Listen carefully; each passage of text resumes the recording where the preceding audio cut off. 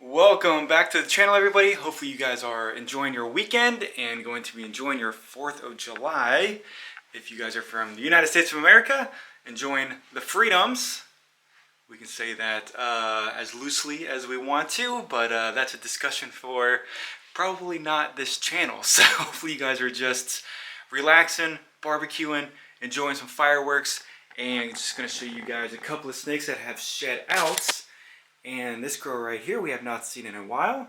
This is a ghost boa constrictor, and she is looking phenomenal. Probably one of my favorite boas. They're really not seen too much, but they can make fantastic morphs paired with the right things. So she has the right ingredients, and she is het albino to make snows and moon glows. And just her colorations on her own with the patterns and stuff, I think she looks phenomenal. She's got a lot of speckling going on, which makes her just a little bit unique from possibly some other ghosts or snakes out there. She's super nice, eats well, and if I were to breed her, I would put the snow with her just to kind of see if we can make more snows or moon glows. But who knows? It's always a challenge breeding boas.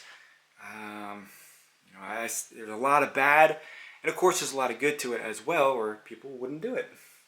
So, who do we want to look at first? So, speaking of the ghost, let's just look at... Oh yeah, there's no snow in here. Sometimes I open that up and I'm like, oh my god, he escaped. But I do have him in here because he's rubbing his nose. So I just moved him to a smaller container so he heals up, and hopefully he does. So I know he's a little crammed in here. I need to get a little bigger tote, and he's not happy, obviously. But this little dude is phenomenal.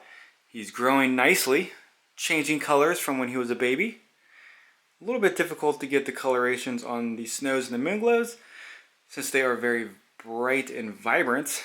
But he is turning more yellow, and he should become a very nice, vibrant yellow with some of the whites and the purples down his tail. So we have him, and we have her, the moon glow, which a lot of people do like. There's some bedding on her. So looks a lot different than the snow with the added hypo, but you can really see the saddles in the moon glow. The tail is not as white or as purplyish, but either way, they both look phenomenal. So we'll put her back, and then we'll come down here.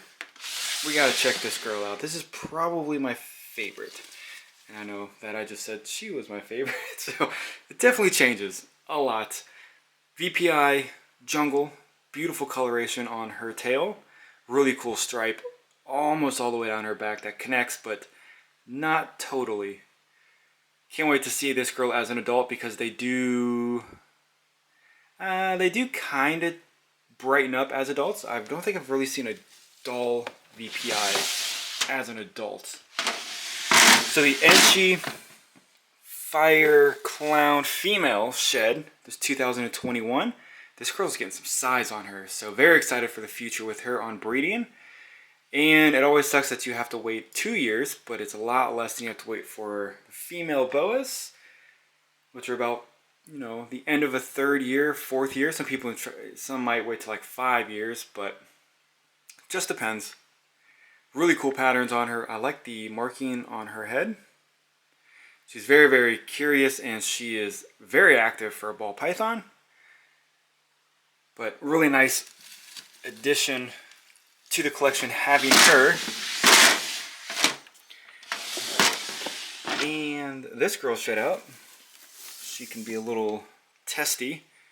This is just a pastel pied, but I love the lowish whites and has a lot of pattern on her. She's very, very bright. She's a 2021 as well, and I'm really kind of surprised that she's really holding her colors this well, being 2021. But in the next year or two, she will probably fade out a lot. but it's always nice. I think a lot of stuff looks good with pastel. Some of the stuff does wash out, but nonetheless, I have her for just some random stuff in the future. This girl right here did not shed out, but she's looking good. High expression. I'd say low white on this banana pied. It's always nice having a female one of these in the collection or as a breeder, just because they can throw more females, and the males that they produce have a higher chance of producing more females. So the pricing on them is a little extreme compared to the males and the females, but as a breeder standpoint, I guess I could understand why, maybe. I think that's really about it. The berm is doing well. Both anacondas are in shed. The leopard yellow-bellied clown is still in shed, unfortunately. I think this girl's looking really good. She's getting some size on her. 2021. This is the Fire Enchi yellow-belly pied. Really cool patterns and markings on her. And I don't know, I guess we'll just have to find out what the future holds with all these females, because I have a ton of them. And I really only have like really 3-ish, maybe 4 males, which is not a lot, but luckily a lot of males can go to the females. This is the banana clown. It's a male, not the greatest shed. So some of these snakes shed out really well, and some of them do struggle, so it's kind of interesting. But this, I mean, the banana clowns, just like any other ball python, was super bright. A lot of purples. Just the color was fantastic as a baby. And don't mind the shed, bad shed. But as you can see, he still looks really nice. Really, really good. But faded out a ton. And we'll look at this girl right here. Possibly, if she doesn't bite me. She had another really bad shed. You can see up there, it's all over the place. But it all came off of her, so, I mean, I'm pleased with that. No stuck eye caps. No stuck shed around the bottom of her tail. That could cause impaction. But this girl looks phenomenal, and she looks even better in some lighting. So this is the Orange Ghost Super Enchi. I've been kind of looking for another one of these, but I have not been able to find one. So I would like to put a male with her just to make more of these, because I think it would be really, really cool. A lot of nice browns and yellows, and